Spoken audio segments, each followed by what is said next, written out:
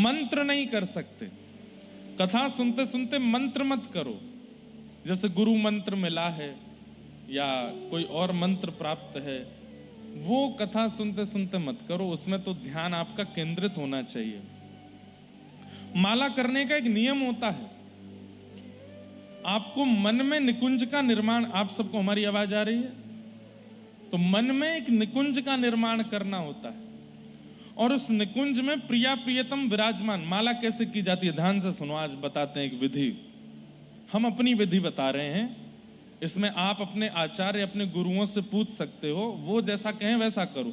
हमसे पूछ रहे हो तो हम अपनी विधि बताते। हम जब माला करते हैं तो कैसे करते हैं, मौन हो जाते हैं स्नान के बाद।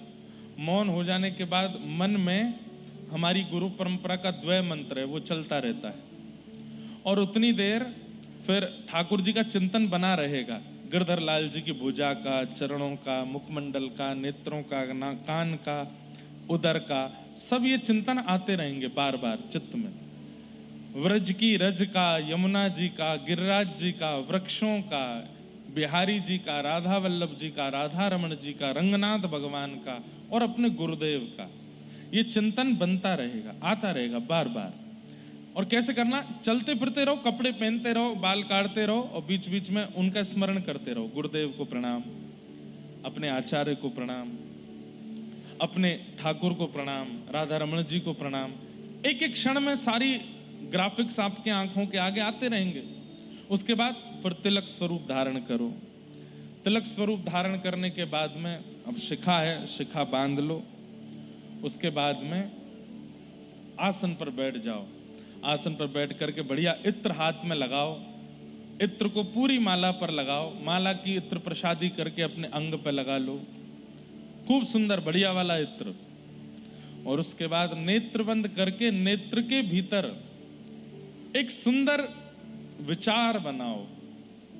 यमुना जी बहती हुई आ रही हैं, सुंदर यमुना जी का तट है, वहां एक दिव्य सेज विराजमान है और उस सेज पर मैंने प्रार्थना की है तो यहां से किशोरी जी आकर के विराज गए हैं, यहां से श्याम सुंदर आके विराज गए और उन दोनों के चरणों को अपनी गोद में लेके मेरे सदगुरु बैठे हैं, मेरे गुरुदेव। और गुरु के चरणों, गुरु की गोद में अपने प्रिया प्रियतम के चरण विराज रहे हैं और गुरुदेव धीरे धीरे चरण दबा रहे हैं। मैं सामने दृष्टा बन करके दर्शन कर रहा हूं और बस ये चिंतन प्रारंभ करते ही माला लगाओ, जप करना प्रारंभ करो। उस छवि को निहारते रहो, जप करते रहो। धीरे धीरे अपने आप कोई कोई गतिविधि होगी, ठाकुर जी कुछ बोल रहे हैं, श्री जी कुछ कर रहे हैं, गुरुदेव के नेत्रों से अश्रु आ रहे हैं, गुरुदेव बार बार चरण छू रहे हैं। करते करते करते करते अब ऐसी स्थिति में जब आप माला करोगे, 1 2 4 5 8 माला कब हो जाएंगी पता ही नहीं चलेगा, चलता ही रहेगा, चलता ही रहेगा और मन होगा और करूं।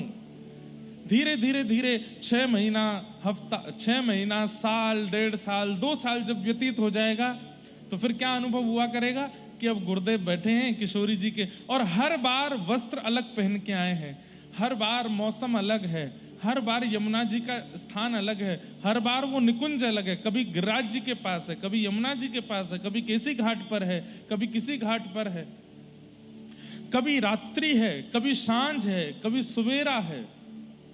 इस प्रकार हर ऋतु आदि परिवर्तित करते रहो जब जब नेत्र बंद करो। साल 1.5 साल बाद क्या होगा, गुरुदेव आपको बुलाया करेंगे, आओ तुम भी चरण दबाओ, और माला करते करते आप भी चरणों में पहुंच जाओगे। इस प्रकार अब बस इतना ही समझ लो, इससे आगे के और बहुत अनुभव होंगे, पर माला ऐसे करो।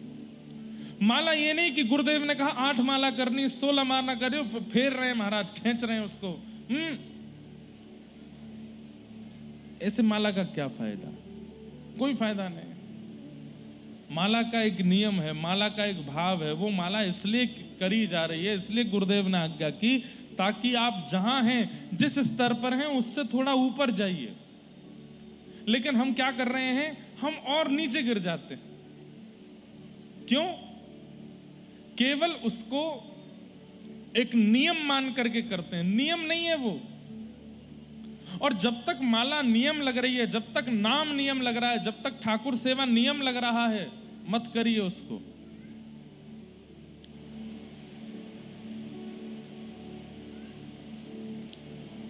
ये सब सौभाग्य है आपका भाई। विवाह के बाद जो गृहिणी है वो मांग का सिंदूर जबरदस्ती लगाती है, मन नहीं होता।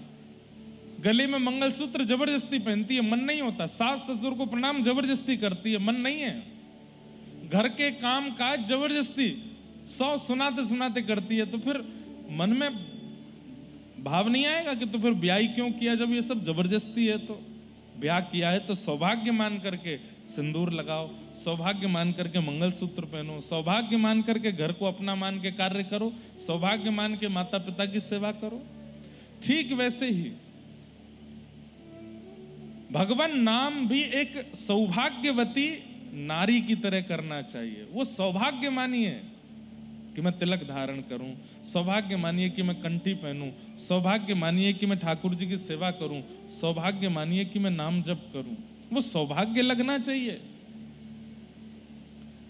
वो भार अगर लग रहा है तो मैं तो सलाह दूंगा 1-2 हफ्ते के लिए नाम मत करिए। जब तक भार लगे, जिस दिन भार लगे, आसन पर बैठ के लगे कि बहुत जल्दी में हूं और मुझसे हो नहीं पाएगा, मत करिए। इससे अच्छा तो करो मत। जब समय हो तब करो। पर यह भी एक गलत बात है कि हम ठाकुर जी के लिए समय नहीं निकाल पा रहे। कैसे भी करो करो। अच्छा, हमने अपने आचार्य चरण से पूछा, कई बार हमारे नियम नहीं बन पाते, हमारा नियम नहीं हो पाता, तो हमने अपने आचार्य चरण से पूछा कि हम क्या करें। व्यस्तता इतनी ज्यादा। इस बार उल्लासनगर में बहुत आराम कर रहा हूं मैं, नहीं तो दुनिया में अब जीने देते नहीं हमको लोग। उसमें भी मैं ऐसा क्यों कहूं, सबका प्रेम है, सबका भाव है, लेकिन वो प्रेम भाव में ये नहीं ध्यान रखते कि बेचारे ये भी इंसान ही हैं। हमसे कहेंगे महाराज जी एक बार हृदय से लगा लो, हम कहेंगे बेचारे का कैसा भाव है। हृदय से लगाते हैं, 2 घंटा बाद सोशल मीडिया पे वीडियो बन रही होती है उसकी कोने से। कितना हृदय में ठेस पहुंचती है कि मैंने तो हृदय प्रेम से लगाया था, पर उसको वीडियो बनवानी थी अपनी। गुरु को, आचार्यों को कंटेंट मत बनाइए, उनको आचार्य रहने दीजिए। हमें कभी कभी बहुत पीड़ा होती है कि हम भी एक कैरेक्टर बन गए हैं, बैठ जाओ मुस्कुराते रहो फोटो खिंचाओ। नहीं, आप हमारे साथ कर रहे हैं, हम अलाउ करेंगे, फिर कल को बड़े महापुरुषों से मिलोगे तो उनके साथ भी करोगे, वहां अपराध बनेगा फिर। इसलिए हम सबको बोलते हैं कि भाई महाराज जी को, गुरु जी को कंटेंट मत बनाओ। हम तो बहुत बड़े वाले कंटेंट बन गए आजकल। अब हमें ये लगता ही नहीं है कि कोई हमसे भाव से मिलने आए, सबके प्रति एक ही भाव लगता है, सब फोटो खिंचाने आए हैं।